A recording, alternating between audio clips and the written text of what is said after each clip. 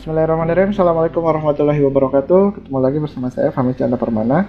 Hari ini kita akan belajar di materi algoritma pemrograman di pertemuan kedua, yaitu terkait notasi algoritma dan pengenalan bahasa asing. Jadi hari ini kita akan mencoba sedikit membahas apa saja sih notasi algoritma yang lazim digunakan dan juga pengenalan dasar dalam menulis program dalam bahasa asing. Jadi sebelum ke bahasa sih, ada kan mata kuliah kita adalah algoritma dan pemrograman ya. Jadi ya nanti kita juga ada belajar tentang notasi algoritma, bagaimana penulisan notasi dalam membuat suatu algoritma.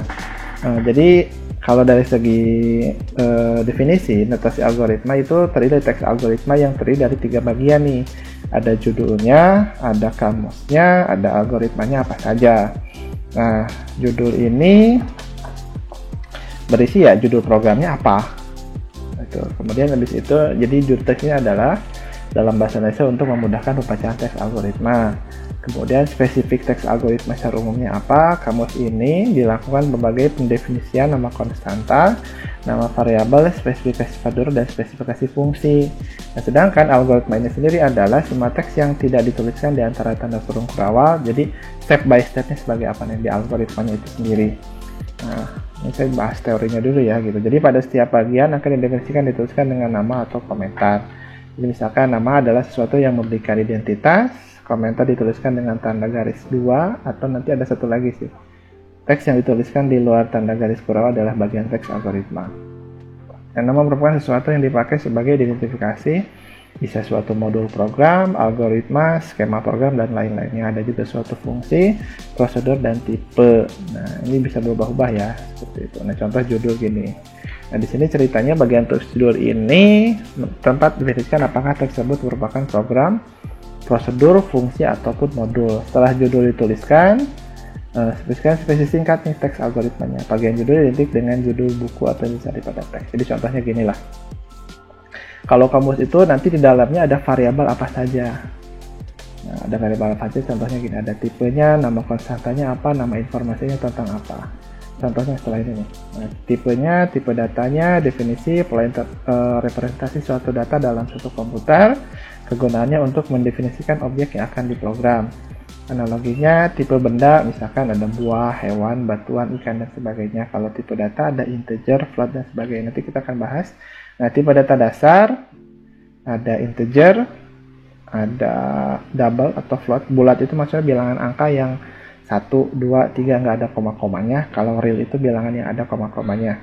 Bisa dideklarasikan sebagai double atau bisa dideklarasikan sebagai float. Dalam algoritma dan pemrograman dalam bahasa C ini, kita sepakati aja dari awal. Untuk bilangan bulat kita tuliskan dengan nama int atau integer. Kalau misalkan tipe datanya float, tapi tipe datanya real, kita buat sebagai float.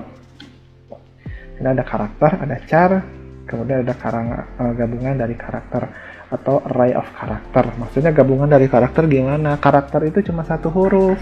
Misalkan huruf A, B, C, D itu karakter. Kalau misalkan gabungan dari karakter, ya nama contohnya gitu. Ada Abdul. Abdul itu kan hubungan dari huruf A, B, D, U, dan L. Nah, gabungan dari karakter bisa disebut sebagai array of karakter. Nah, karena di dalam bahasa C yang kita belajar sekarang nggak ada yang tipe data string secara langsung. Ada juga tipe data numerik nih. Ada tipe data integer ya tadi ya.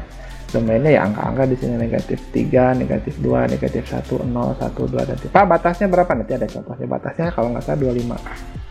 1256 itu berapa ini sih? Ada konstanta. Nah, terus ada nama float untuk bilangan real, domainnya ya semua bilangan real. Ada konstantanya ya 4,0, 10,991 seperti itu. Operator numerik ya ada tambah, kurang, kali bagi sih namanya operator itu. Ada kali. Maksudnya hasil operan tuh gimana? Kalau misalkan bilangan bulat ditambah bilangan bulat, hasilnya akan bilangan bulat. Kalau misalkan bilangan bulat dikali bilangan bulat, ya tetap bilangan bulat. Kalau bagi, hasilnya selalu real. Gitu. Kalau misalkan tambah, tergantung operan. Kalau bulat tambah bulat, tetap bulat. Kayak gitu. Kalau bagi kan, misalkan 5 dibagi 2 kan jadinya 2,5 gitu. Kalau kurang tergantung operan juga. Ada berapa tipe numerik. Jadi urutan prioritasnya sebetulnya sama dengan aturan matematika. Habag takur dulu zaman saya kalau belajar tuh, kali bagi tambah kurang. Jadi yang pertama ya dalam kurung dulu didahulukan, setelah itu ada bintang, ada bagi, ada div, dan mod ini sejajar. Pak, div sama mod ini apa? Nah, ini sedikit ada yang baru sekarang. Kalau div itu pembagian dua bilangan bulat, yang hasilnya pasti bilangan bulat. Contohnya gimana? Kalau 5 dibagi 2, ya hasilnya 2,5. Kalau 5 div 2, hasilnya bukan 2,5, tapi hasilnya 2. Nah, tetap akan jadi bilangan bulat itu kalau div. Kalau mod itu adalah sisa hasil bagi. 10 mod 5. Nah, 10 bisa nggak dibagi 5? Ada nggak sisanya? Nggak ada, berarti 0. Kalau 10 mod 3, ada sisanya. Bisa 10 mod 3, berarti sisanya berapa? 1. Kayak gitu. Kalau habis itu baru plus dan min. Habis itu jika muncul berurutan dan sejajar mulai dari sebelah kiri. Contoh di sini nih. 1 min 2 kali 3 div 4 mod 5 tambah 6. Nih ada ngitung-ngitung dulu ya sedikit. Yang pertama gimana? Kan katanya nggak ada kurung perawat, berarti sejajar. Urutkan mulai dari sebelah kiri. Berarti ya kiri ini dulu dong. Jadi sekarang gimana? 1 dikurangi 2 kali 3 berapa? 6. Berarti 1 dikurangi 6. Nah setelah itu divkan dulu di ini sama ini. Nih, ini sama ini didivkan dulu, berarti 6 div 4. 6 div 4 itu sama dengan 6 dibagi 4, tapi nggak akan ada koma-komanya nih. 6 bagi 3 kan 2, kalau 6 dibagi 4 kan pasti jadinya 1. Jadi tinggal di sini 1 mod 5. 1 mod 5 bisa nggak? 1 mod 5 itu ada sisanya nggak? Ada. Mod itu modulo itu sisa hasil bagi. Berapa sisanya 1 di modulo 5? Sisanya 1 karena 1 nggak bisa dibagi 5. Hasilnya 0, sisanya 1. Jadi gini, 1 kurangi 1 tambah 6. Berarti selesaikan 1 kurangi 1, 0. 0 tambah 6, ya 6. Jadinya hasilnya kayak gini. Nanti kalau misalnya ada pertanyaan, kita coba di sesi diskusi ya pertanyaan. Nah, sekarang kita lanjut saja. Contoh gini. Nah, sekarang kita akan membuat program mencari jarak. Nah, rumus jarak itu kalau misalkan kita cari, misalkan kita googling dulu sebentar. Rumus mencari, kita cari jarak. Rumusnya udah langsung ada tuh. Rumus jarak, kecepatan, jarak, dan waktu, dan contoh soal. Jarak itu S. Nah, S itu rumusnya V kali T. Kita cek. Nah, dibaca sebuah harga V, kecepatan, satuannya meter per second, dan juga T, waktu, satuannya detik, dengan memiliki koefisien persamaan gerak lurus beraturan. Keren-kerenannya aja sih ini mas, sebetulnya biar agak keren, gerak lurus beraturan, biar kayak bagus gitu. Harus dihitung dan dituliskan hasilnya. Jarak yang ditempuh benda yang bergerak lurus beraturan dengan kecepatan V dan dalam waktu T adalah, berarti kan kita spesifikkan dulu nih. Kita ada variabel apa saja di sini? Inputnya apa di sini? Ada input V, kecepatan, kemudian ada T, waktu. Tipe datanya integer. Nah, sekarang prosesnya menghitung jarak. Jarak itu rumusnya S sama dengan V kali T. Berarti hasilnya ada S. Nah, sekarang baru mulai di sini. Dalam suatu program itu harus jelas spesifik. Inputnya apa, prosesnya apa, outputnya apa. Nah, sekarang kan kita mencari jarak, otomatis kita cari outputnya pasti jarak, si S. Satuannya dalam meter, integer. Prosesnya untuk mencari jarak tuh gimana? Berarti rumus jarak itu apa?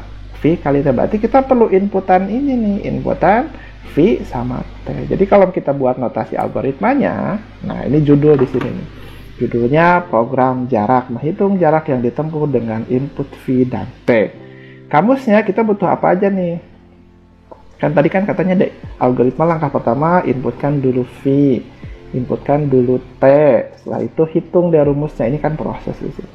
Hitung rumusnya, S itu sama dengan V dikali T. Habis itu baru ada output. Jarak yang ditempuhnya adalah S. Nah, karena S-nya kan sudah dihitung. Berarti kita di sini perlu apa nih? Perlu V, tipe datanya integer, ya anggap aja karena bilangan bulat pengennya. T itu integer dan S integer. Nah, ini satulah jadi algoritma dalam mencari jarak. Ini bagian kamus, ini bagian judul, ini bagian kamus, ini bagian algoritmanya. Jadi kalau dibuatlah algoritma dalam mencari jarak. Nah, satu bagian ini disebut bagian dari algoritma. Programnya belum, nanti habis ini kita coba terjemahkan dari program di sini. Nah, baru deh sekarang kita mulai. Sebelum nanti latihannya kita akan buat program ini ya. Nah, kita akan belajar tentang pengenalan bahasa C. Nah, kalau di sini sebenarnya C Baby Talk Parse. Jadi di sini gimana ceritanya bayi ini baru ngomong data, baru ngomong kayak gitu. Nah, kenapa harus ada printf? Nah, saya akan jelaskan dulu struktur penulisannya. Jadi sebetulnya di dalam suatu komputer itu ada satu memori nih. Bahasa di dalamnya adalah hanya biner 0 dan 1. Mungkin kalian belajar di arsitektur komputer juga sebetulnya belajar kayak gini nih. Nah, tapi di sini ada 10101010. Itu bahasa mesin. Nah, tapi karena sekarang ada yang namanya compiler dan yang menerjemahkan bahasa tingkat tinggi ke dalam bahasa mesin. Ini termasuk bahasa tingkat tinggi lah disebutnya. Nah, kenapa bisa seperti ini? Nah, ini akan ada. Jadi sebetulnya bahasa ini ketika diterjemahkan ke dalam komputer, ini ceritanya bahasa C ya. Ketika diterjemahkan dalam bahasa komputer, ini isinya 101010 gini lah, kayak gitu. Nah, ini source code-nya, ini executable code-nya, execute-nya, berarti .exe-nya, eksekusi lah. Ini source code-nya seperti ini. Nah, kita kenapa pilih dulu bahasa C ini? Karena bahasa C ini hampir tersedia di semua jenis komputer.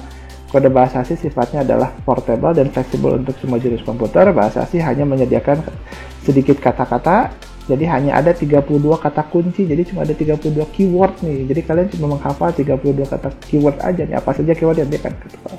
Proses executable program bahasa C lebih cepat karena sangat ringan, dukungan library atau pustaka yang sangat banyak. C adalah bahasa yang terstruktur dan bahasa tingkat menengah. So, tadi kenapa disebut high? Karena kan dibanding yang rendah kayak gitu. Ini ceritanya bahasa C ini pertama kali dikembangkan pada tahun 1967. Awalnya bahasanya disebut bahasa B, kemudian selanjutnya bahasa B berubah jadi bahasa C oleh Dennis Ritchie pada 1970 di Bell Telephone. Bahasa C pertama kali digunakan untuk komputer digital Equipment Corporation PDP-11 yang menggunakan sistem Unix. Hingga saat ini bahasa C telah merata di seluruh dunia. Hampir semua perguruan tinggi di dunia menjadikan bahasa C sebagai salah satu mata kuliah wajib. Selain itu, banyak bahasa pemrograman yang populer seperti PHP, Java, menggunakan sintaks dasar yang mirip bahasa C. Betul, nanti setelah kita lulus di algoritma pemrograman ini, kita akan belajar bahasa Java di dalam mata kuliah pemrograman berbasis objek. Oleh karena itu, kita juga sangat perlu mempelajarinya. Ini ceritanya dulu lah. Jadi awalnya ada CPL, Combined Programming Language pada tahun 63, berubah menjadi 1969 menjadi BCPL, kemudian bahasa B pada 1970 dan Dennis Ritchie pada 1972. Baru ada ANSI 1989 dan seterusnya. Aturan penulisan bahasa sini harus dipelajari maksudnya harus diingat. Program bahasa C dapat ditulis tanpa dilihat dari kolom keberapa karena tidak kolom bersifat case sensitif. Jadi huruf besar huruf kecilnya pasti akan berbeda. Setiap statement diakhiri titik koma, nih aturannya ya. Program diawali dengan kurung kurawal, kurung buka, dan diakhiri dengan kurung kurawal tutup. Komentar diletakkan di antara tanda slash, tanda bintang, dan tanda bintang, tanda slash. Komentar tidak akan dieksekusi oleh kompiler, bisa juga tanda slash. Bedanya kalau yang ini untuk yang beberapa baris, kalau ini hanya untuk satu baris. Ini contoh. Ini tadi perbedaan tipe data nih, kenapa kita harus pakai integer, unsigned integer yang nggak ada tanda unsigned, itu berarti kan positif semua. Ini batas angka, tanda integer, ada long integer, ada float, ada char. Kalau long integer itu 16 bit, nanti harusnya ke memori. Kalau float itu 32 bit. Kalau integer itu batasnya sampai angka segini. Kalau long integer dari angka segini. Jadi kalau misalkan nanti gaji sama digitnya banyak, jangan pakai integer, pakailah long integer. Kalau float segini, kayak gitu. Ini jenis operator. Kalau tambah untuk penjumlahan, kalau kurang untuk pengurangan, kalau bintang ini untuk perkalian, kalau bagi ini untuk pembagian. Modul itu pakai tanda persen. Increment itu pakai tanda plus, kalau decrement pakai tanda min.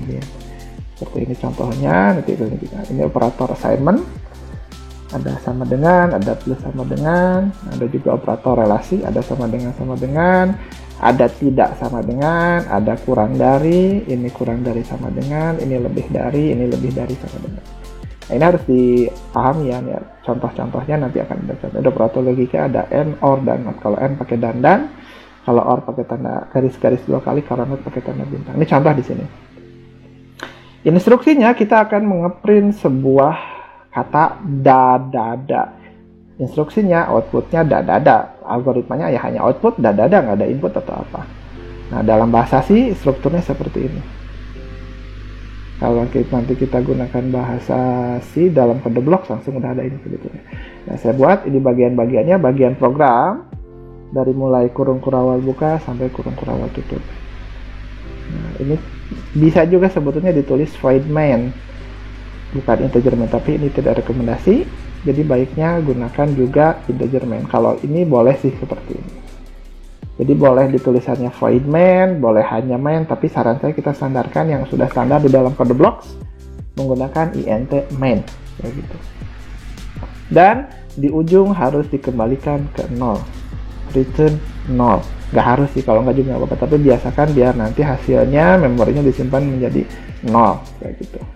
Nah, include ini adalah stdio, artinya standar input output library. H itu jadi include stdio.h.header di sini. Ada hashtag juga di sini hashnya. Ini standar aturan penulisan bahasa C atasnya. Tapi jangan khawatir kok kalau kita menggunakan kode blocks, kan ini semua sudah ada. Jadi kita tinggal ngoding di dalam badan programnya saja. Kayak gitu. Ini kurung buka di awal dan di akhir. Kemudian, nah di sini memanggilkan fungsi, rumusnya ada printf. Printf itu kan ingat kata dengan kata print. Print itu artinya cetak. Nah, di sini kita akan mencetak tulisan da. Kayak gitu. Nah, setiap beres menulis diakhiri dengan tanda semikolon atau tanda titik koma.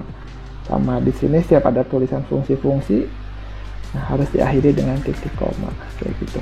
Nah, percaya nggak di sini bakal hasilnya da. Nah, sekarang kita coba buka kode blocks.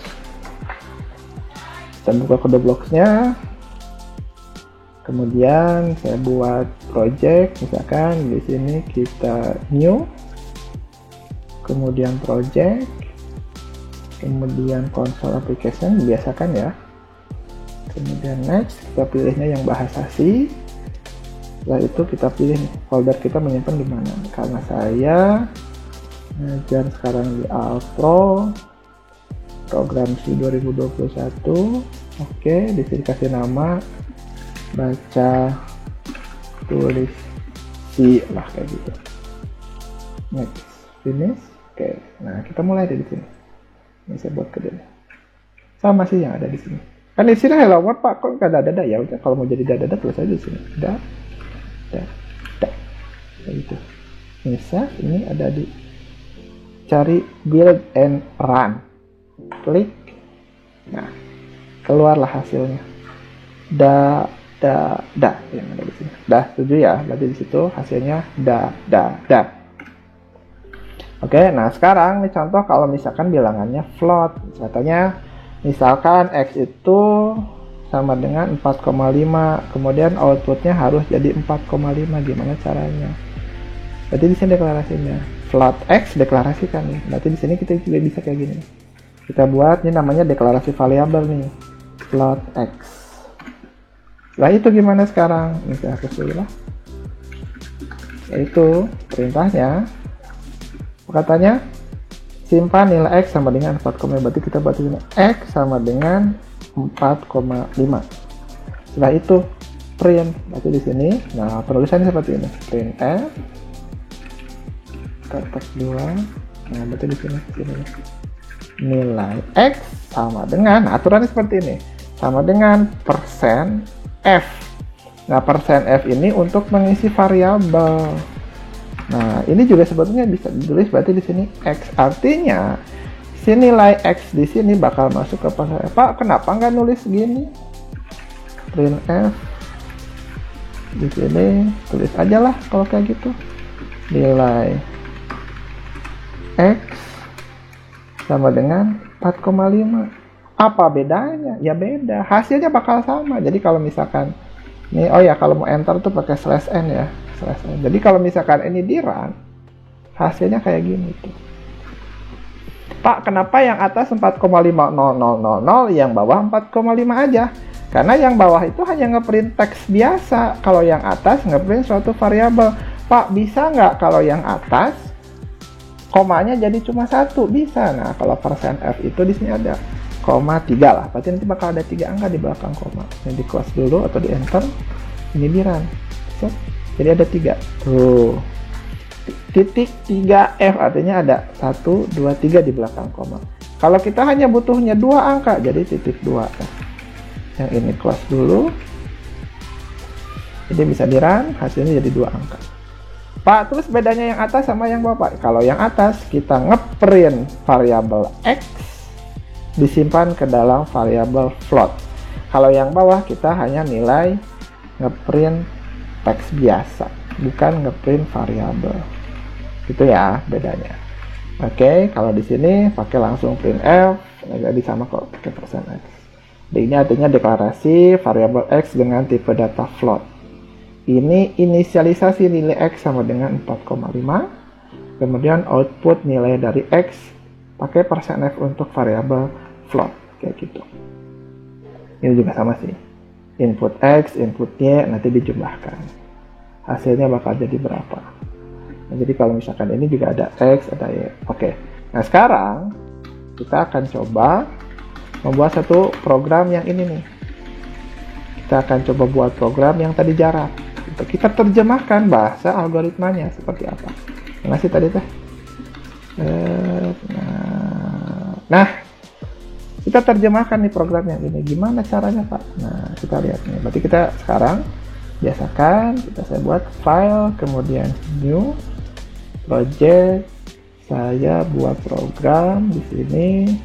Kasih nama program cari jarak. Nah, di sini udah agak lengkap, ada input, ada proses, ada output.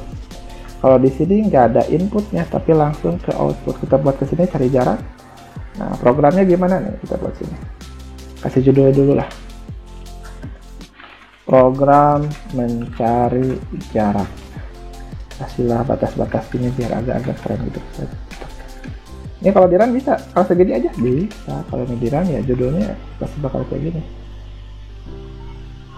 Tuh, mencari jarak. Udah segini aja dulu. Nah, terus gimana isinya? Nah, baca di algoritma. Pertama kamus deklarasikan ada v, ada t, ada s integer. Berarti kita deklarasi file. Berarti di sini saya tulisnya deklarasi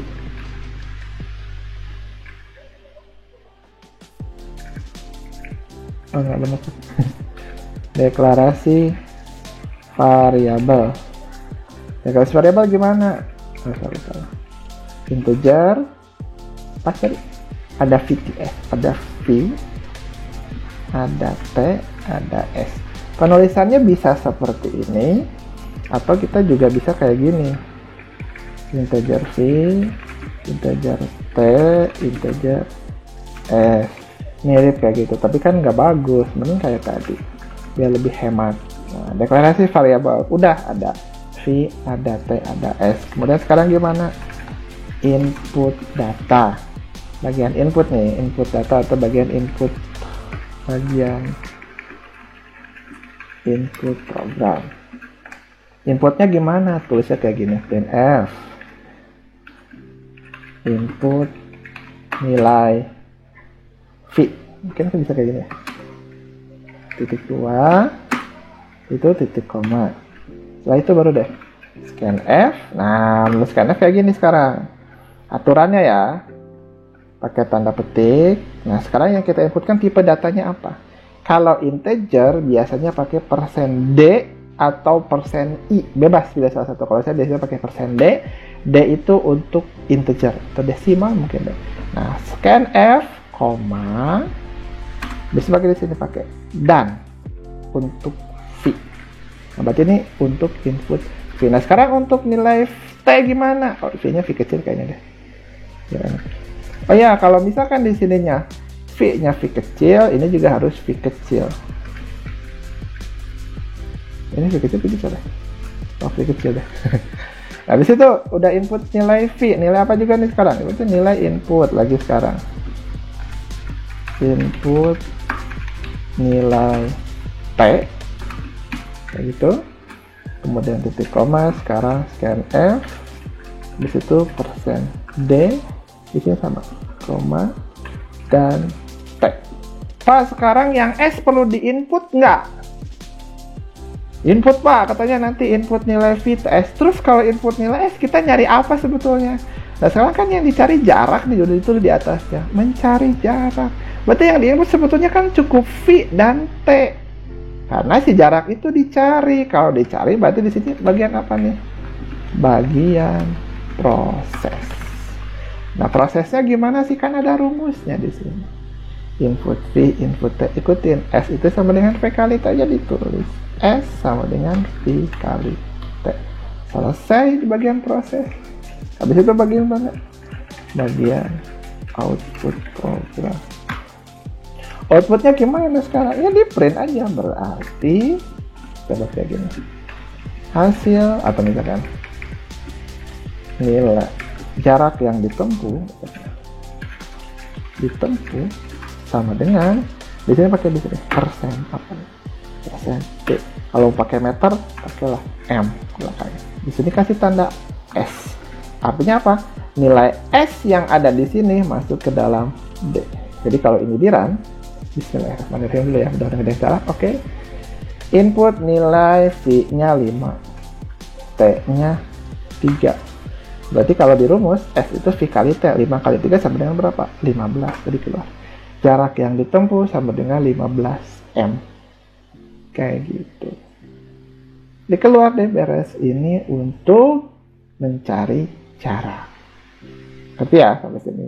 Ini terjemahan dari mana? Terjemahan dari algoritma yang ada di sini. Jadi lebih enak memang program itu sudah ada dulu algoritmanya. Jadi sekarang kita tinggal ya menyelesaikan, bener gak nih algoritmanya. Input V udah input nilai V, input T udah input nilai T. S-nya kan nggak bisa ditulis di sini mah. Yang penting nanti ada output. Outputnya nilai jarak yang ditempuh sama dengan 15 meter. Dari mana 15? 5 dikali 3. Oke. Nah, sekarang gimana kalau kita mau mencari luas segitiga? Nah, misalkan saya buat project baru nih. Project, konsol, kemudian next, ini dalam bahasa C. Kemudian di sini program segitiga lah. Atau misalkan segitiga. Next, finish. Ini segitiga. Saya buat di sini, tulis judulnya biasa kayak gini, ya lebih gitu. Program luas segitiga. Ya, tek. Nah, gitu. Nah, dalam segitiga kan isinya apa tuh? Kamusnya kira-kira luas segitiga apa luas? Oh, luas itu kan alas kali tinggi bagi 2. Berarti harus ada input alas, input tinggi. Nanti baru cari luas. Berarti kita di sini integer alas tinggi sama luas ya. Kayak gini. Kita coba. Ini pasti bakal ada salah nanti. Terus itu kita print F input alas ini ya. Itu scanf persen D, dan ingat ya, kalau dalam scanf itu harus ada dan. A ini buku bahasa biar cepet. Ini T, ini bukan alas, tapi sekarang input tinggi. Nah, saya sengaja buat alas itu. Luas itu sama dengan alas kali tinggi bagi 2, boleh lah kayak gini. Di situ benar kan alas kali tinggi bagi 2 ya, atau kita buat kayak gini ya, kayak kurung tek.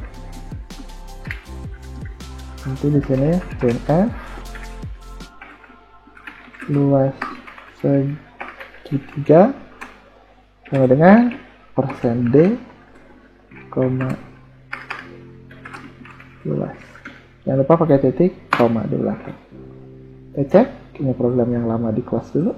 Ini biar alasnya 10, tingginya 2. 10 kali 2, 20 bagi 2, 10.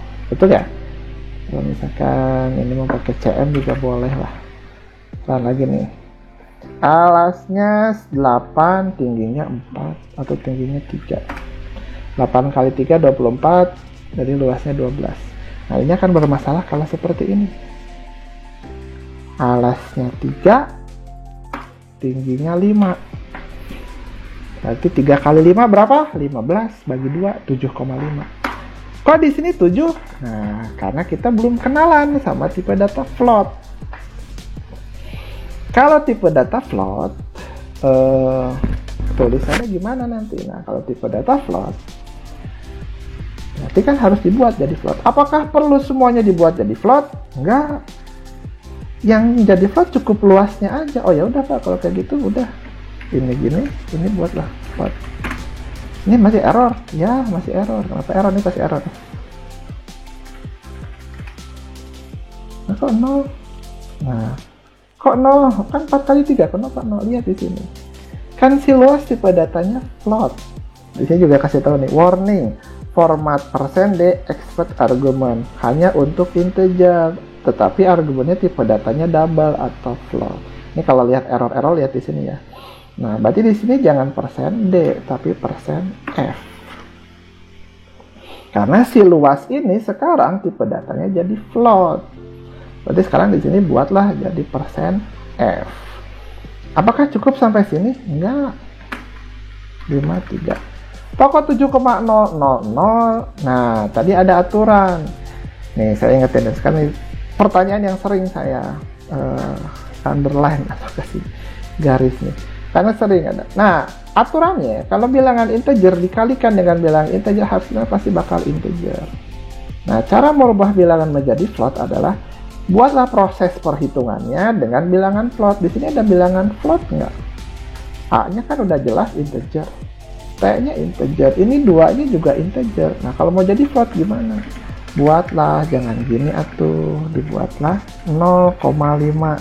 Nah, karena 0,5 bilangan float, dia akan meracuni seluruh bilangan integer menjadi bilangan float. Sehingga hasilnya akan jadi bilangan float. Kalau ini di run, 53, 7,50. Pak, banyak kan angkanya. Tadi ingat pakai titik 2 kalau hanya perlu 2. Ini kalau di run 5 kali 3 hasilnya 7,5. Oke?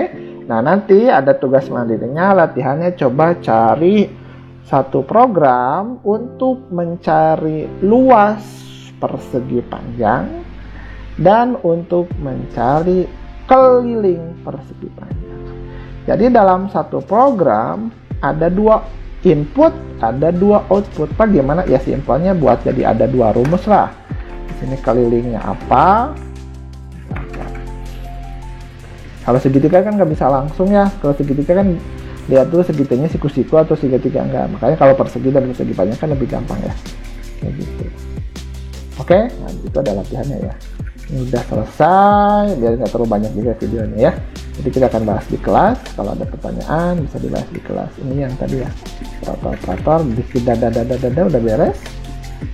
Kalau ini juga udah, ini jumlah tadi A dan B. Ini ke depan lah kita akan bahas tentang if. Ini ada contoh program, nanti bisa dicoba di masing-masing komputer. Ya, aturannya. Nah, oke. Ya, nanti akan ada tugas yang kedua. Nanti dikerjakan di rumah saja, buat program untuk luas permukaan dan volume dengan inputan jari-jari saja. Kayak gitu. Ini nomor 2, buatlah tabel seperti ini. Nanti kita bahas di kelas saja. Kalau detail teknis seperti apa, saya pengen buat tabel seperti ini, konversi jam menit ke detik kayak gitu. Oke, tugas keilmuannya seperti ini, nanti kita akan cek. Oke, itu saja mungkin yang bisa saya sampaikan. Mohon maaf kalau misalkan ada salah. Ada pertanyaan kita bahas di sesi diskusi dalam Google Meet. Oke, sekian dari saya. Assalamualaikum warahmatullahi wabarakatuh.